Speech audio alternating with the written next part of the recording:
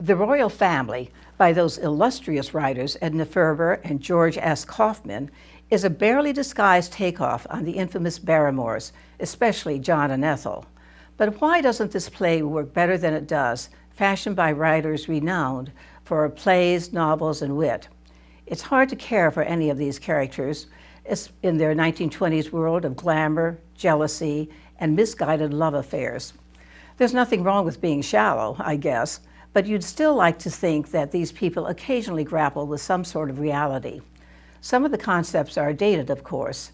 Most women today wouldn't dream of giving up their careers for marriage, nor would most men have that expectation. The closest, perhaps, to facing what was considered real versus theatrical life is Julie, who was tempted to marry a millionaire, give up the stage, and travel the world with him. Roxana Hope gives her secrets of tension between the conflicting desires of the stage and marriage an emotional tug. But still, the actress seems ordinary in the part, not quite capturing the ego emotional dazzle. Costume may be part of the problem. Some of her clothes make her look less than regal, except for a lovely dress in Act 3. Her mother, however, Fanny Cavendish, exudes that artistic diva persona. Elizabeth Shepard is very much the grande dame in the part and brings it off with grace.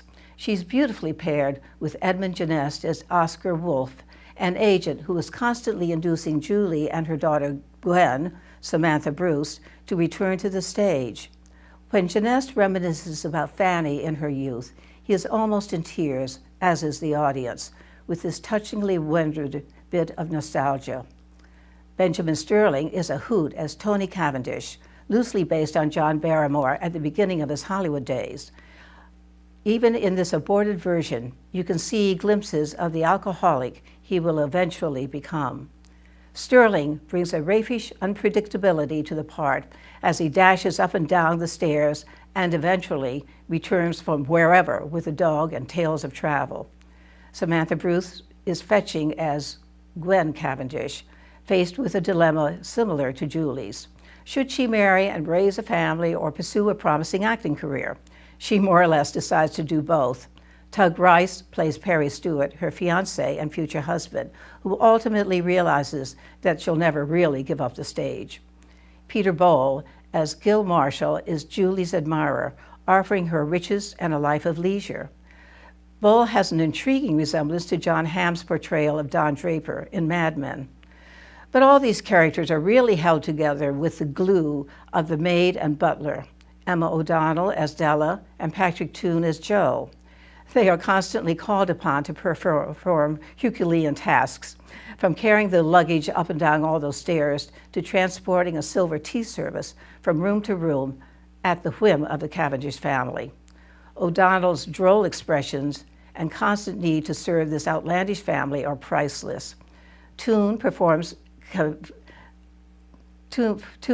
conveys the butler valet, who is always at the right place at the right time, even if the Cavendish family isn't. Matt Sullivan as Herbert Dean, Fanny's brother, also has his moments, especially when he displays delusions of grandeur about his potential theatrical success.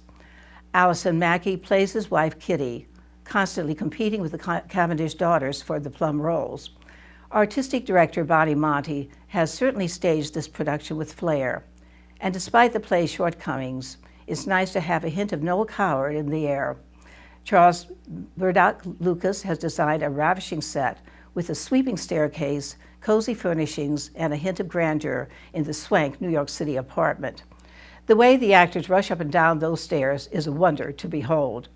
Maggie Dick's costumes suit the period, and incidental music by Karen Graybush adds to the 1920s feel.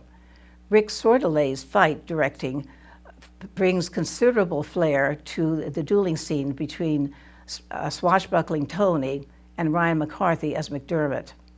Be prepared for a long evening at a running time of 2 hours and 30 minutes with 2 intermissions. That was common practice years ago when almost all plays had 3 acts. No longer the case today, with many plays running just 90 minutes or so and no intermission. The Royal Family continues at the Shakespeare Theater of New Jersey, located on the campus of Drew University in Madison through June 21st. For tickets, call 973-408-5600 or visit shakespearenj.com.